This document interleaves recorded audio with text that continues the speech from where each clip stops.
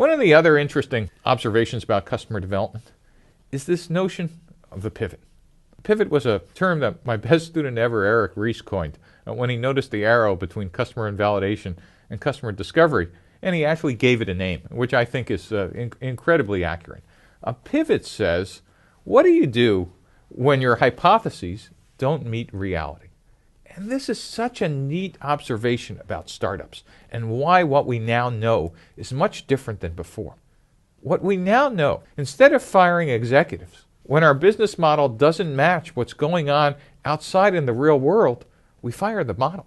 And we simply say, hey, our hypotheses were wrong.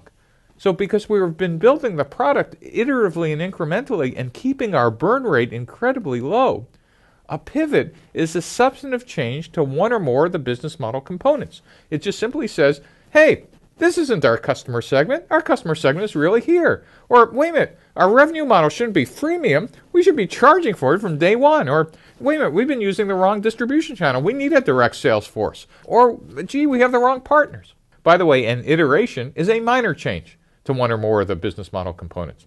So, for example, an iteration would be going from charging from $9.99 to $6.99. A pivot would be a change of, gee, our pricing is going from freemium to subscription. That's a substantive change. So the key idea here is a pivot allows you to get out and make changes. Remember, typically only the founders could do pivots, but is actually the heart of what makes customer development radically different than what's come before. The other thing to notice about pivots is that you want to keep them up at a constant speed and a constant tempo. And you want your entire company operating with speed and tempo in decision making just like a metronome. Right? It's constant, it's consistent, and it's relentless.